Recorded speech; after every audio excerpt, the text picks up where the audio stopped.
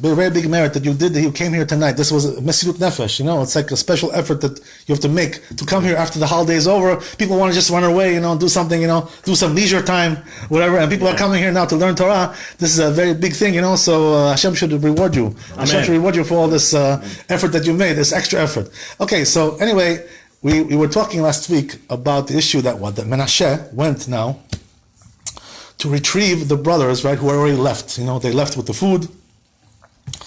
Everything was going good. They had a nice party the night before. They had a big buffet. They had a big dinner, drank wine, had a good time. They sang and everything. Went out in peace. All of a sudden now, right, they're caught and they're about to go to one of them is about to become a slave. Or all of them, right? Depends on how you look at the law, the Egyptian law, right? The Egyptian law said that if a person steals, he has to become a slave. So that person, right, who allegedly, right, he didn't really steal, but they framed him, right? You know how it is, right? They got framed, right? It must have been, those guys from the DOJ, right? FBI, those guys, right? They know how to do all these things. So they framed him, and now they're saying, oh, you see, this little one, he's a thief. So what the brothers thought that he really stole. They didn't know that he was framed. They suspected him that he really stole. So what was what their justification was? Why did they suspect him, by the way? How could they suspect such a tzaddik like this, Binyamin, right? They say about Binyamin, by the way, that he was one of the tribes, the only one of the tribes who never sinned. He was only the one who never sinned whatsoever. Had no trace of sin whatsoever. So he died only because of the sin of Adam Arishon. Binyamin himself or the tribe? Binyamin himself, yeah. Wait, but there was four people that never sinned. Right. But out of the tribes, always only one. Out of the tribes. Yeah, there was Ishai, the father of right. There was Why isn't he in that list? He is. Oh, he is in that list. Okay, so it was He's in that list. Binyamin was one of them, yeah. Amazing, right? Father of Moshe Rabbeinu, and who was the fourth one? I don't recall right now. Okay. Anyway, the point is, I'll try to remember for you. Is there a woman? So no, there's no woman. No, women don't go too far. Don't be too kind. Don't be too kind, right? They say by the way about women. They say the Chazal that if you see a woman who looks to be very pious, some kind of a super lady, right? Like Hasidah, very very pious, very saintly, and she does all kinds of wonders and niflaot and nisim, miracles and this, and she blesses people and all kinds of things like this, and things come true. They say, right, if you see a woman like that, you should assume that she's a sorceress. Right. You can assume she does sorcery. A witch. Yeah, exactly. She's a witch. Yeah. Aren't they by nature closer to Kishuf? Right? Huh? Women are by nature closer to Yes. That's exactly the point. So why is that, by the way? What's the reason why the Chazal say that? You know why? Because a woman usually is not going to be pious. There are women who are righteous, good women, and our nation stands on their merit, right? In other words, the holy mothers that we have that raise their children in the derech of Torah, those are the ones that keep our nation alive. On the one hand, right? On the one hand. On the other hand, though, right, that we don't have women like this, on this level that these men were on, right? This we don't have for sure, right? And Shlomo Melech also, by the way, says this, right? What does Shlomo Melech say? Right. He says in Kohelet, right? My father's favorite term. So he says what? That he says when it comes to men, it says Shlomo Melech, the wisest of all men, I found 1 out of 1,000, who's really a tzaddik, somebody perfect, creme de la creme, 100%. But he says when it comes to women, I found 0 out of 1,000. Nobody, no such thing like that. Shlomo Melech says it himself, right? What have I been telling you all this time? So what do you want to take from him? What do you want to take? Oh, you see what he's asking? He's asking a very strong question. You guys are veering me off into a different direction, but anyway, it's a good direction. So let's try to, to answer these questions. These are amazing questions, buddy. Amazing questions. That's what I was. Each one is amazing. What's the question? He's asking like this, right? Why is it that women cannot come to this level? Even 1 out of 1,000 we don't have. The modesty, what is the issue? What's the reason why? You know why? What the reason is? Says the Gaon Medina. He says the reason is because the women are by nature, right? By the way they were created, they are closer to the Yetzer Hara than the men. Okay. They're closer to the Sitra Achra. As you can see on 108 Street. So why? What's the reason why? What's why? Because they are standing on a different plateau in terms of the Sfirot, in Kabbalah. They're in the Malchut.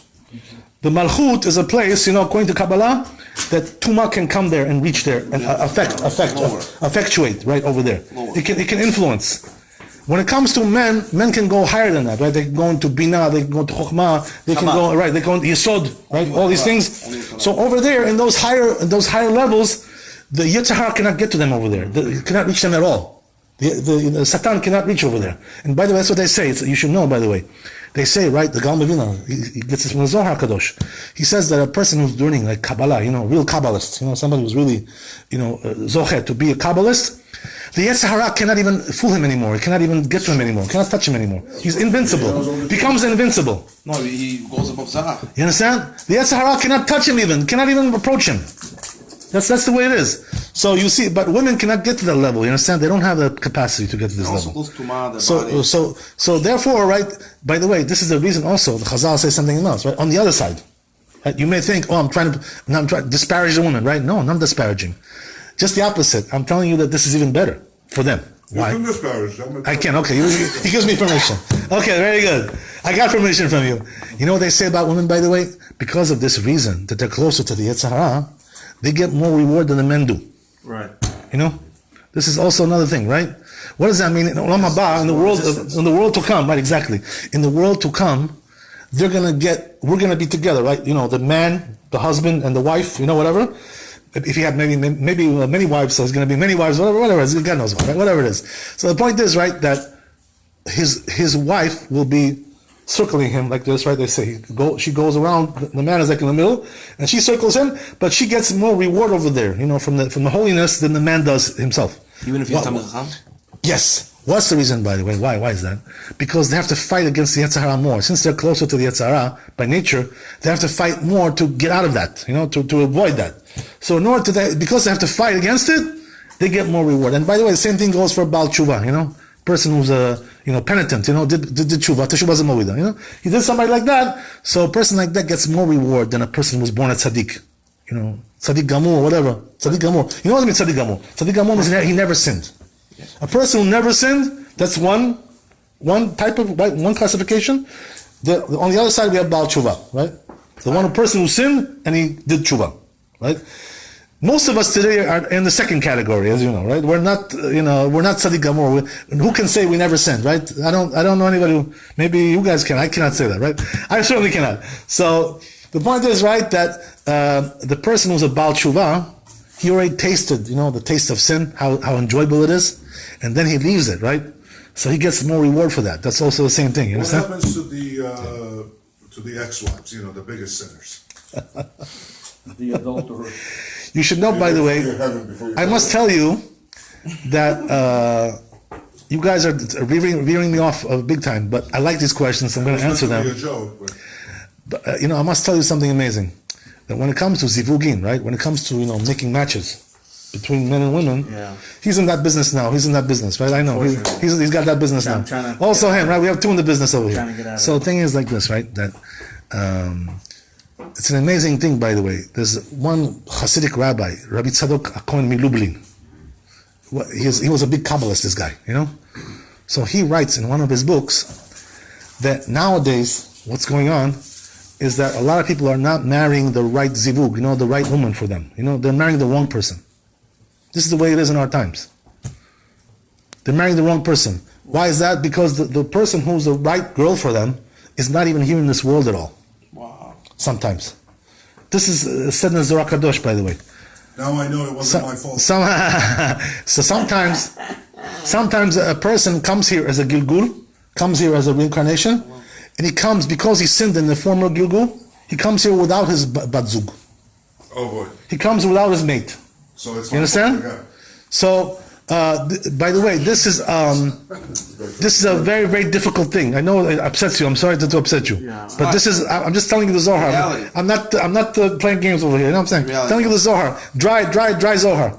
So says Zohar Kadosh that some people come like that, and they come without their mate into this world. Eliyahu told me this 30 years ago. My God. Okay. So what happens is like this, right? Eliyahu Navi. I think it was Eliyahu Navi he told him. Okay. Eliyahu went to Chofetz Chaim Shimovida, and he saw me and Gocha going like this to each other, so we just left. The guy came to study Torah. And Yeah. He used to be an excellent Yes, guitar actually, player. yes. I know. He saw two idiots, Yeah. going like this and going nuts over there. So the guy left. He goes, "Where did I come? To a psychiatric ward or Chafetz Chaim?" And he left. And By the way, there's all kinds of reasons for that. By the way, the reason sometimes that mate doesn't come is because she didn't sin like the man did. You understand? So she doesn't deserve to come back. Yeah. There's no reason for her to come back. Because this coming to this world is a big suffering. Right. This world is a very dirty world. It's a very filthy world. So to come here, it's all suffering. So if she doesn't deserve to come to this world, she's not going to come. Understand? You So can't calm her down? They don't. That's a good question. That's the $1 million question over here. You If you're not, understand? you can do anything. But what I'm telling you is, before we get to that question, right, that there are some people like this who come to this world, their mate is not here. So they're like waiting, 18 years old, 19, 20, 21, 22, 23, 25, 26, 27. or they married the wrong one. Right, exactly. In the interim. And then, exactly, that's what I'm trying to tell you. Now he's going to marry somebody, right?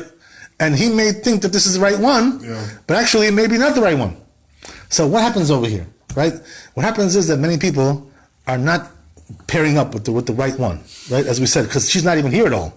And by the way, there's also another thing, which is sometimes she is here, but the problem is that the man or the woman, one of them, right, one or the other, got messed up. Meaning what? They went on the wrong way, they got, veered off somewhere. So what happens is that because of that, they lose their, they cannot be paired anymore. There's no way to match them anymore. So what happens is that now they give them a different match because of this, because they have to switch. That's what the Rabbi Tzadok says in Lublin. This Kabbalistic guy. He says, right, that what they have to do now is if one of them got veered off into a bad direction, right, became Rasha, So what happens is like this, right, that, excuse the Georgian. No, so fine. it says, right, that, it says that now what happens is that this guy is going to marry a different woman who's compatible to him, right? But what they do is, since that woman who was supposed to be his mate, right, now is not compatible, they switch the soul from one to the other, right? They do a switch in order that he should marry some other woman. That's what happens, right? That's the one possibility. The other possibility is also like this, right?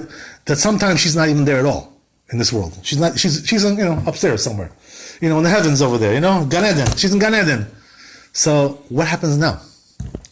What can a person do like that? Nothing, just suffer. Because he has to get married, he has to have children, right? Without that, he hasn't fulfilled his obligation in this world. What kind of thing is that, right? Come here, don't get married, don't have children? For what? Then it's better that you weren't born at all. Like that, It's better if you shouldn't be born at all. So what happens like this, right? It says in the Torah Kadosh, a person like that has to, excuse the expression, right? Has to steal a woman, like a grab. Like nab a girl. She's got to nab somebody. You know what that means, to nab? I'm thinking about it. They're doing it in Europe. This is a very Georgian thing, moitatse, moitatse, I knew it was Walk permitted. in the park. So why I tell you this? So what that means is like this, right? That you have to take somebody who's not really your mate, it's somebody else's mate. Sometimes that's what happens, right? Somebody else's. Yeah, meaning what? She was meant to be for somebody else. Oh, I thought Right? you were talking She was about right, married exactly. woman. Right. We're talking about Jewish girls, by the way. No, let's not talk about now non-Jews, right? Forget about that. That's right out of the picture, right? No, don't Can forget. we fool ourselves? Forget about Jeff, right? Okay. So no, bring him back. Don't forget about him. Bring him back also. So anyway, the point is, right, that it says like this: that sometimes what happens is, we said, right, now these two stories are being combined. What happens is that one of them veered off, as we said, right? So what happened was that this guy, your friend, right, Mr. XYZ, right, Ploni Almoni, he was supposed to marry that girl, and now because he veered off and went on the wrong direction, they give his wife to you. You understand? So you're temporarily taking somebody else's wife because he's not worthy to marry her. This is what's going on. This also happens sometimes. This scenario. It's like all according to the Kabbalah, these things. You understand? These are very deep things. The only Yeah. place I think people find their true soulmates is in Hollywood. In the end, somebody ends up being a loser. Somebody ends up losing. In I the don't know, end. this Okay, is- so you know what happens now? Let me tell you the end of the story, by the way. This is just the beginning of the story. So what happens now like this, right? That you take somebody else's wife. This is not your wife. So what does that mean? This is very bad. You know why it's bad? Because you won't get along with her. She's not meant for you. She's not compatible. You understand? So you're going to be having a headache with her, everyday headache. Fights, arguments, this, that, can't get along. When people are not meant for each other, they can't get along. You understand? This is the problem. So there's no stability, there's no shalom bayit, there's no, it's not a stable marriage. Every day, different headache, He's laughing. So, Can I ask you a quick question about marriage? Yes. About marriage. When you marry somebody, right? Are you forced by the state to give a state license? This I don't know. You got to ask a lawyer about that one, right? I'm not a lawyer, but Are you forced? In other words, are you forced to make out the certificate? There are some good lawyers in this neighborhood. Baruch Hashem, some Bukharian guys, some Georgian guys. They're gonna ask those guys. By the way, a rabbi marrying you, or a priest marrying you is a binding marriage. I don't know if you know that. Yes. Okay. My friend went through that. I'm trying to say the No. civility of it. It's binding. It's as though you went to the God. Now what happens is like this. Let me explain to you a little bit further what goes on here, right? So what happens is that now this lady that you took, that it was really not for you, she's causing you a big problem. Why? Because as we said, right, you can't get along with her. Lo lenush. We should never see from her, right? So you can't get along with her. So what happens is that, meanwhile, while you're suffering with this lady, at least you can have a couple of children, to do the mitzvah of having children. You know what I mean? So at least you didn't leave this world without having children. So there's something good about that, in that sense.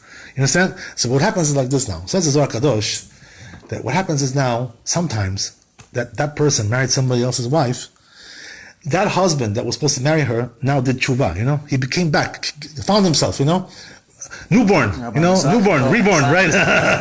Exactly, right. So he went to these lectures, whatever. He became a reborn Jew, right? Godly, So God bless, right? And now, what happens is now that he now needs his wife now back. Why don't you go wipe him out? Oh, you don't know. We don't know these things, right? We know what's going on. We don't have the video. We don't have the footage. We don't have anything, right? We don't have anything. Shami that is gonna make the guy divorce or pass away. Exactly. So what happens now is like this, right? That since now this guy is ready to marry his wife, This is very scary. you're getting in his way. You're like an obstacle now. You become the obstacle. What if you tell me Chacham, you have too much value? Too bad. So what happens is now, either now this person has to die. Why? Because he has to make way for this guy to come back to his wife. You understand? By the way, the obvious question is, right, you're gonna, I see David shaking his head like this, so I know why he's shaking his head. Not that I'm a mind reader, I'm not a mind reader, but it's just logic, right? So the reason he's shaking his head is, right, probably like this, right? He's saying, what did this guy do to deserve that, right? Why is he becoming the victim over here? This guy, right? Why does he have to die? Right, it's not fair. It's not fair. Oh. But it is fair because God did it, so it must be fair. Oh, it must be fair. Okay, you're right, it's true. We don't know how. It's we true. don't know how. It's based on Gilgulim. Okay, so what's the story really, right? It says the Gaon of Vilna explains that the truth is over here that this person who, as we said, right, took that person's wife, somebody else's wife, he also had sins in his former Gilgul, in his former lifetime. He had some sins. That's why he came back without a mate. So therefore he deserves to die. He had some things he had to die for. So therefore now we killed two birds with one stone, you understand? This guy dies because he deserves to die. And then comes somebody else, right, takes back his wife. So it all turns out justice. You understand? HaKadosh Baruch Hu does everything justly. Just kill me now. There's no misjustice. You understand? Everything is just. We don't understand the depths of these things. You understand? Only HaKadosh Baruch Hu understands these things. We don't understand. All we know is we're just going day by day, living our lives. We're trying this, we're trying that, right? A square peg, a round hole, whatever. We're trying everything we can try. Whatever we try. This opens the mind a little bit. But the thing is like this, right? There's even more depth over here. Useful information. There's even more depth over here. You know what the depth is? I know that I can steal somebody's wife at least. Before I. And by the way, this is exactly what happened to David HaMelech. Yeah, Bathsheba. You know, right? You know the story, right? Yeah, go ahead. Tell us. David HaMelech. What's the story? King David, what happened was that his zivug, his mate, he had 18 wives, by the way, King David, right? He had a lot of wives. But his real mate was Bathsheba, That was the real mate. The other ones were just tagging along for the ride. Right? Whatever, right? So what happened was that he already had 18 wives, or almost 18 wives, and then all of a sudden, right, he now finds Bathsheba. But he Finds never died Bathsheba. or got divorced for 18 of them. He never died or got divorced because of 18 of them. I'll explain to you how it works.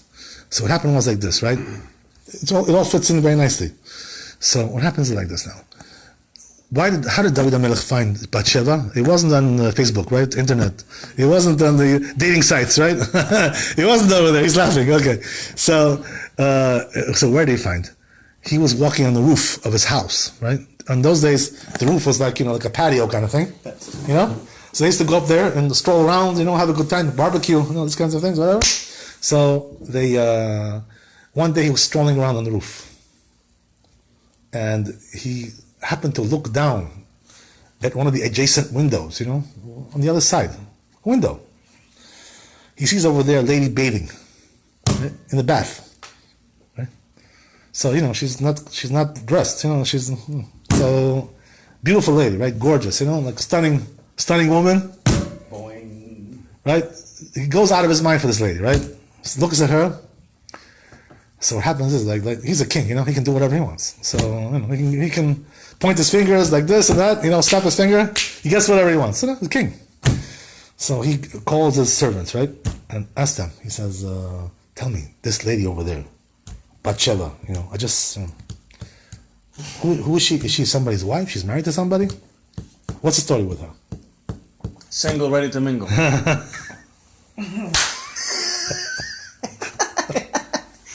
It was like, Okay, so I like that. Okay, so they tell her, "Oh yeah, she's the wife of Uri Achiti." She's married. Too bad. Right? Let's go kill him. David is thinking now, oh man, this is like terrible. So the truth is, right, that David HaMelech was a big saint. You understand? He was a saintly man. So what happened was, right, that he wouldn't, entertain the idea of taking somebody else's wife, something like that, in a general way, in a general sense, no. But what happened was that there was over here some kind of a caveat over here, some kind of conditions going on here. What's the conditions? Two things were going on, right? One is, number one, she's, technically speaking, right now, she's not really married, even though she's somebody's wife. Go figure, right? Go figure. What does that mean? So says the Gemara, what that means is that they were, at that time, the Jews were at war. There was a war going on. You understand? They were fighting war with Ammon, right? Ammon was one of the nations around Israel, right? Until this day, by the way, we have, in the country of Jordan, the capital is Rabat Ammon. Right? Rabat Ammon. So that's the same place. They were making a war right over there. The capital of Jordan. The name hasn't changed. Same name today that it was, can you imagine, 3,000 years ago? Amazing. So comes, right, they were at that time at war. So Uri Achiti was one of the soldiers, in the war. He was a mighty man, Gibor. So what happened was that in those days, the rule was that when you go out to war, you give a get to your wife first. You got to divorce her first. And then when you come back, you remarry her again, right? Do another wedding. Every time there's a new wedding, right? Remarried, right? It's fun, get remarried every couple of years. Nice, right? Make a new party, right? You get more gifts, you get whatever, Nice. So it's an interesting thing, right? So what if she slept with someone while he was gone? that's the whole question. Then we're gonna get to that. That's the whole point, right? That's the whole point. Rabbi have a whole thing about this. Huh? He did a whole thing about the people who go out Who to did? war, wives. Who did? The rabbi, Chon Yosef. Yeah, he wrote about that. Sure. Huge chidush. Yes. Anyway, the point is, Rabotai, what happens is like this, right? So technically speaking, right now, she's not married. Why? Because Uri Achiti gave her a get before he left. But wasn't he forced to leave? He's a soldier. He forced to... By I'll explain to you. I'll explain the whole story. I'll explain to you. So it happens like this right now. So why is it, by the way, that they were giving a get to their wives before they went out to the war? You know why? Because we wanted to prevent aguna. You know what's aguna? That a woman is left without her husband, and we don't know if he's dead or not. His body is somewhere, God knows what, right? Got buried somewhere, right? And now she's left, she can't get married. Why? Because she has no proof that her husband died. You understand? So when there's no proof that the husband died, she cannot remarry. This is the problem. So in order to avoid this problem, they used to give a get, because if he doesn't come back, bye-bye, that's it, we marry somebody else. How long are we going to wait for you? 10, 20 years? What are you going to wait for you? Until you're resurrected from the dead? What are we going to do? It's a logical thing. And this is exactly what the rabbi wrote about, right? This problem. Because nowadays we don't do that this way, right? We don't do it. And because of that, it causes all kinds of problems. We had problems with the wars over here now. Right? The wars in Israel, there were people who were left like agunot, the women who were left agunot. Their husbands, they didn't know where they were. They got lost. disappeared, vanished. So because of that, they had all kinds of issues. This is what he's talking about. Very smart man. So what happened was that now David is thinking, oh wow, she's not really married at this time. Wow, oh, that's very interesting, huh? Ah, okay, she's divorced. So No, that's number one. The young guy, he was fighting already. He wasn't. He was in the war, at that time, at that time. There was a war going on. So what happened is like this, right? She's only gonna be divorced on the condition something happens to him, but nothing happened to him. Ah, you see what he's saying? Conditional. I love it. Right, my bro? Love it.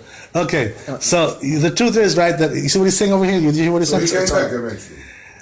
What he's saying is, right, that the get only takes effect if he dies. You How understand? do we know?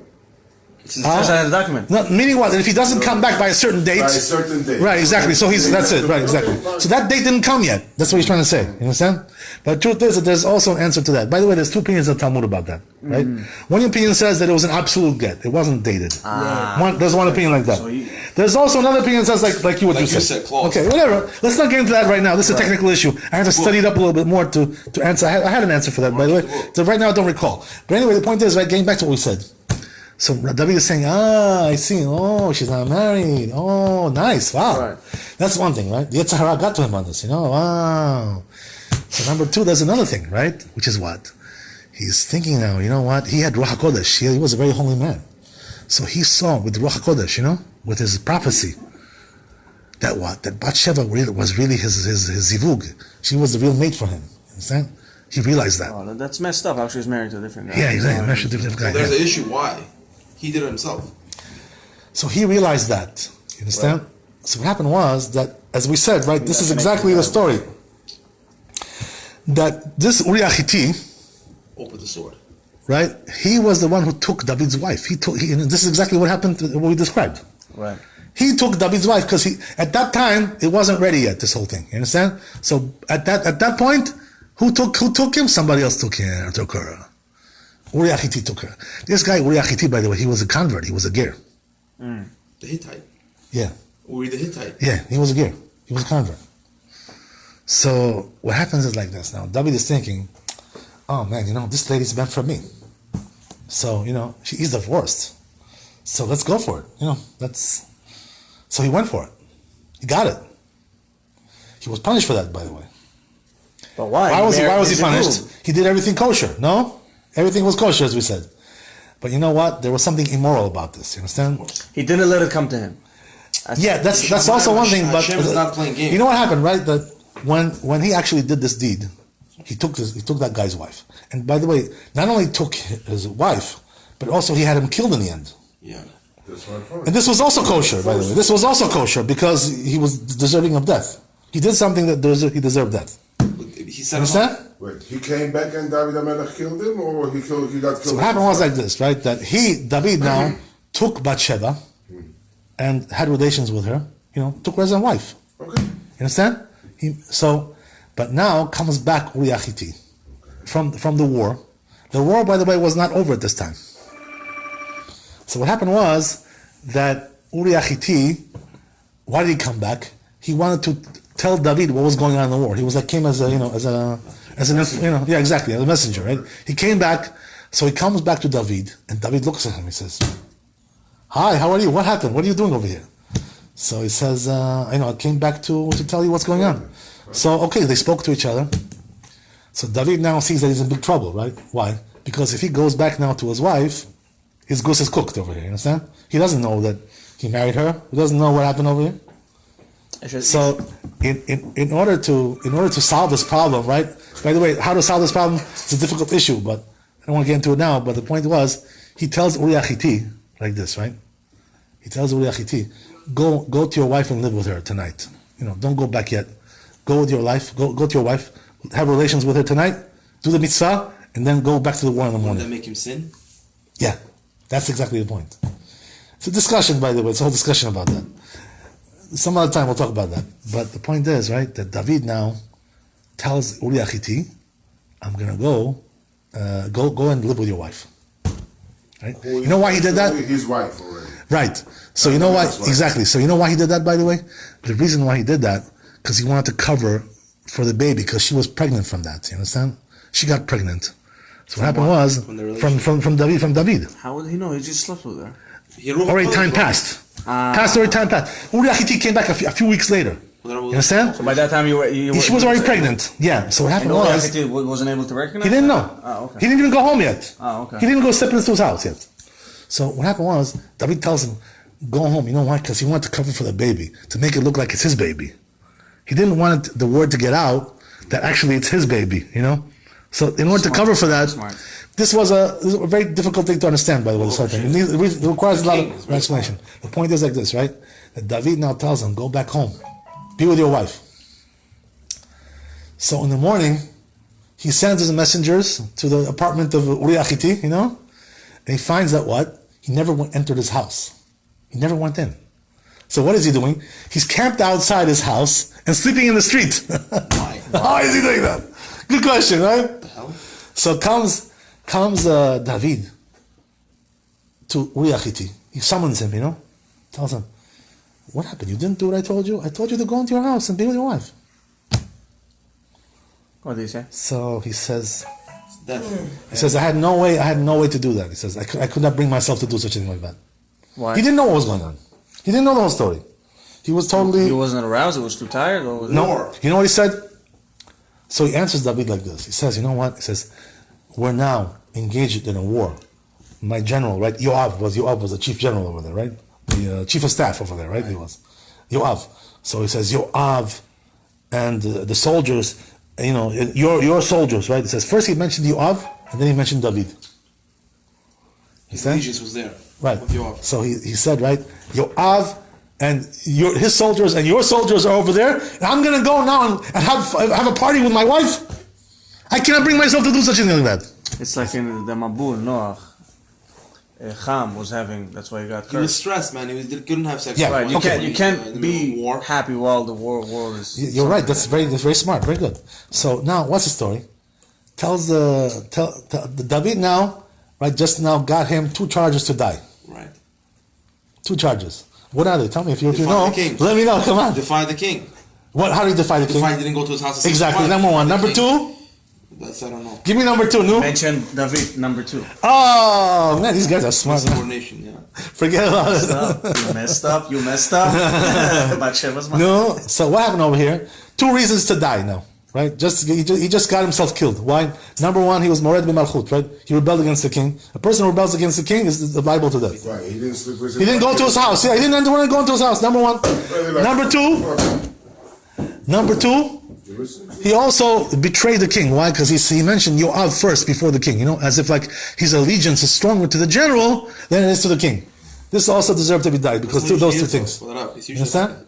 So, yeah, right, but it's not supposed to be, right? So the thing is, like now David realizes, oh my, this guy's liable to death. Now I'm going to get him. So what does he do? He doesn't want to publicize that he killed him. Why? Because he's going to take his wife afterwards. You know, so it's going to look bad. You know, it's going to look ugly, right? Yeah. Understand? You see how ugly this thing is. It's a very ugly story. It's not a pretty story. So what happens is like this, right? That David he writes a letter to the chief general, Yoav, right? He puts it in an envelope, seals it, and he tells Uri Achiti, right? He tells him. Can you imagine such a thing like this? He says, you take this now to Yoav, this letter, and give it to him. Don't open it, you. It's confidential. Classified information, right? Give it to him. So can you imagine? He himself took his own death letter. You know why? Because over there, this was his death sentence in there. You know? Can you imagine? He told him to take it. It's incredible. So what? An amazing story, right? So what did he write over there? He writes a letter to Yoav. What is he saying? He's saying, this guy, right? I want you to finish him off. Get rid of him. Why? Because he rebelled against me. So he says, but do it in an inconspicuous way. But Yoav was very sneaky anyway. You understand? You gotta do this thing. So what inconspicuous? What does that mean? He tells him, since you're fighting the battle now against that city, Rabat Ammon, right? He says, you know how it is, right? When you get close to the wall, in those days, the cities used to have walls for protection, right? Well, that's how it is, right? Nowadays, you can't protect yourself like that. There are planes that you can jump over. It's no big deal. But the thing is, in those days, right, it wasn't like that. So they used to have walls around. So what happens is, right, that he tells Yoav, you know what? Send Uriah Hitti, when you're fighting the battle to capture the city, tell him to get close to the wall. Go like very, very, very close. Why? Because what's going to be is, right, somebody on top of the wall is going to be standing there and throw something at him, an arrow or something, and kill him, Hit him over the head with something, And throw a big iron on his head, right? Bah, finish him off, That's it, That's the way it was. A person who gets close to the wall is very vulnerable to death. You understand? So he tells him, do it like that, and they're probably gonna take care of him. We're not gonna touch him. They're gonna take care of him. Well, if he could not survive this, he was a man of renown. How can you survive an arrow goes into your body? What do you mean? Why? He doesn't have to get hit by the arrow. He wasn't Superman, He wasn't Superman. He wasn't like that. Where's the justice? Where's the justice? I'll explain to you, right? So what happens like this? Like now, right? Yoav actually does this, right? So he sends him close to the wall, and he got killed. Exactly. Somebody sent him a present, birthday present, right? Finished him off. That's it. So now, right, Yoav sends him back a letter to David. Right? He says, "Don't worry, we took care of your business. Your business has been mission accomplished." That's what he says, right? So once that was done, the story, right? Now all of a sudden, the next day comes to him the prophet, right? Gad Hanavi, right? And comes to David and says, he says, you know what? I want to tell you a story about this. He didn't tell him what it was about. He said, I want to tell you a story. I want you to tell me, I'm going to describe to you a scenario about two people who did something to each other, right? I want you to give me a verdict what that person deserves. He's a criminal, this guy. So he says, I'm going to tell you what this person did. There was one person, right, who was a poor man, and one person who was a rich man. So what happened was the rich man had like lots of livestock, lots of animals, very wealthy, tycoon, right? He says the other one had only one sheep, right? That was only one. So he says, you know what this rich man did? He went and he stole the sheep of that poor guy who has only one, that's the love of his life. He has nothing else. That's all he has. That little one sheep, He took it and he slaughtered it and finished it off. That's what he did. So he says, I want you to give you a verdict now. What is that person liable to? So he says, I promise you, he says, that person is liable to death, he says. What a terrible thing he did. So he says, he says, you know what? You just gave your verdict on yourself, the prophet tells him. That's you. What's the correlation? You see the correlation? Correlation is, he tells him, he says, you know what? You have 18 wives, right? You're that rich guy who has a lot of wives. And Uriah Hitti only had one. And you went and you took his only wife. Right? And not only that, right? You killed him too, huh? Wow, nice, huh? Nice plot you did over there. Nice, beautiful plot. You got everything you wanted, right? Have your cake and eat it too? It says, that's you, that person. You just gave the verdict on yourself. The prophet rebukes the king? The prophet rebukes the king. From God, from Hashem. So once David hears that, he says, I sinned, he says, you're right. I sinned. So, what was really the sin over here, right? As we said, technically speaking, everything he did kosher. There was no sin. There was no halakhically. In Jewish law, everything was kosher. So what was the sin over here? The sin was a moral one, right? What? That you yourself are living the high life, king, you got everything you want, and more than everything, and you're taking that little sheep, from somebody who has only one. Shame on you, Yeah, but it was he's meant to be. In that case. Exactly. When he did. Let's see what he's asking. How come that Gaon didn't know, the prophet didn't know that was his wife to be? He knew. Everybody knew, but these people knew. But what I'm trying to tell you is like this. It's a very good question. Also. Yes, but you know what it is? In the eyes of the people, they didn't look right. Okay. I'll tell you something. I'll tell you the punchline over here. The punchline is like this. Even though that he knew that this was supposed to be for him, this lady, but not under these circumstances you should take her. You gotta wait, till a kosher way comes out. You understand? Sometimes a person has to know. Something is meant for you, but not right now. You gotta wait. Exactly. You have patience, You gotta have patience. That is meant, you're right, that's your zivug, but right now, she's busy, she's with somebody else, excuse me. That's the way it is, right? So everybody has a... So it says, Gemara says, whoever says David sin makes a mistake. Exactly. You see what I'm saying? The Talmud says, in Masechet Shabbat, right? That whoever says David sinned is mistaken. So if that's technically speaking, he didn't sin. So if that's the case, why Allah is isn't what they're he, talking about. right? Yeah, Morally, he did sin. Yes. So why? Fine. So why isn't he part of that list? The 4 people that never sinned. Why isn't he there? Should be there. Because Oh, very good question. You see what I was asking? it's not talking about halachic sins. We already talked, by the way, like a week or two ago about this. Something similar to this. Okay. That what we remember we discussed this. That David HaMelech used to go out to war. So it says right in the Chumash. It says that if the Jew is going to be righteous, they're going to be 100% righteous. He'll go out and chase 1,000 of his enemies, right? Of the enemies of the Jews. He'll kill 1,000. So David used to kill 800, right? Only when he used to go out. Not too bad, 800, but 1,000 he didn't get, right? So we said the reason was because he had some trace of sins. There was some. In other words, technically speaking, he had no sins. He never went over Isur, the right, something like or Isur de Rabbanan. That's pretty impressive. But there was some trace of sin there. Meaning what? That there is actually like a real sin, a real technical sin. There's also like a trace of sin. Avak. Like dust. There's also something like that. You understand? So some people technically they have no sins, but they have traces of sin. That's the whole thing. But Binyamin, these people had even no trace. That's all. By the way, the 4th guy, I just remember, was David's son. Shlomo. Right, yes. David's son never had a sin. Daniel, his name was. Daniel, yeah. Kilav, Daniel. 2 names he had. Yes. I think that's the one, if I'm mistaken. So, because I know David's father, David's son, Amram and Binyamin. That's how I remember. So the other wives that he had were not his soulmates. Exactly. They were not. And he knew that? He realized that when he saw Bathsheba, he realized that she was the one. There's only one, you don't have, there's no such thing as 2 or 3 soulmates. There's only one. That's all there is. Few to each person. There's no few. There's no such thing. The other ones are not really the real ones. By the way, same thing goes. Playmates, That's what it says. What it says about Yaakov Avinu, right? That his soulmate was Leah. So the other ones were not his soulmates. The real soulmate was Leah. How come he hated her? It says Leah. That's the whole thing. Sometimes, it's the one who's your soulmate. That's the one that you don't really like so much. You understand? Sometimes she's not your favorite. Sometimes, yeah. No. That's amazing, right? It's an amazing thing. But I want to tell you guys, right before we go, to understand this a little bit deeper. Yeah. So you can have one soulmate and several playmates. I'm sorry. Nowadays we take only one wife. That's all we have, right? Nowadays that's the way it That's is. your soulmate. Hopefully, not always. As we said, right? Not always. If you're not attracted, Not always. If you're not attracted, there's still a chance that she can be your soulmate. Yeah. If you're not Yes, attracted, but if you find something bad in her, no, like something non-attractive, no, you shouldn't go for that. But then you could be your soulmate. You said. No, that cannot be your soulmate. If you find something negative there, something negative. No, like his face is not attractive. She's just not attractive. She's not your taste. If it's parv, that's one thing, right? Parv. You're talking about parv. If there's something negative there, no good.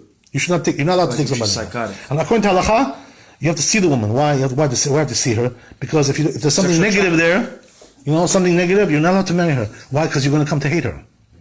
Understand? This is the reason That why. depends on your taste if it's negative or not. Yeah, sure. Beauty is on the eye beholder. That's for sure. No question about that. But Rabbi, I want to tell you something amazing, right? What Zohar Kadosh says also about this, regarding this. So what happened was like this, right? In the end, to sum off this whole thing, that Uriah Hittite was not the husband of this lady, right? So he had to die. That's the reason why he died. You understand? This is exactly what happened. Sorry? For Hashem. Yeah, it was a decree from Hashem. So it was his hand that was playing. He had some sins in his former Gilgul, and he had to die for those sins. Yeah, exactly. Yeah. That's what I feel bad about. Yeah. That's what I feel bad for Uri. I'm sorry. I cannot agree. So- How long did King David live? 70 years. That's it? 7 Yeah, years? yeah, because he was on borrowed time. He didn't have time of his own. Somebody gave him a present for 7 years. Adam Arishon, right? Exactly. Adam Arishon. Yeah. Slingshot, didn't he? So let me tell you guys something amazing, right? That it says in Zohar Kadosh. This is also it's really tied into parnasah. Making money. Parnasah. Why is that? Because what happens is, it says Zohar Kadosh like this, right? If a person doesn't marry his real mate, his parnasah won't be good either. It depends on why, because your parnasah depends on your wife. How you treat your wife. If you treat your wife with respect, you treat her like badly, like the garbage. Excuse the expression. You have to treat your wife with respect. They say, right, the word Chazal, that if you treat your wife with respect, you're going to get money for that. You're going to become rich. Right. So what happens is like this, right? But when you marry the wrong lady, you can't get along with her, so there's no respect. That's the problem, So the parnasah is also going to be bad. So they're all Yeah, losers. that's- you They were understand? right all these years. So why does it come out like that? Because it's all really punishment for the former gilgul, for the former lifetime. when are we gonna If pay a person off did those- sins, when are we going to pay off? Good question, How right? can we know what we did wrong in our former Right. Yigul? What's the You read this question? We had this question before, by the way. You know what the answer is? The Gal says to Gal Levina, how do you know what you did in your former gilgul? Whatever your taiva is now, whatever your lust is now, that you want to do? I have many. So all of them. Excuse me. Excuse my candor, right? Excuse my candor. The things that you want now, right? Very have like a big lust for that. That's what you did in your lifetime. Why is it coming back to you? Because now you have to correct that, right? So you have to go through a test. You have to be tested. You understand? My strong desire now is two things: to get married, to have kids, and to fulfill my Right, desires right. in a kosher way. Number one. Right. Number two is to do kiruv, to see the results of kiruv, to bring people You should be back. zocha b'ezrat Hashem to do להגדיל תורה וידירה, זיווג הגון, בקרוב, במהרה בימינו, amen. Amen. Okay, thanks for coming, guys. God bless.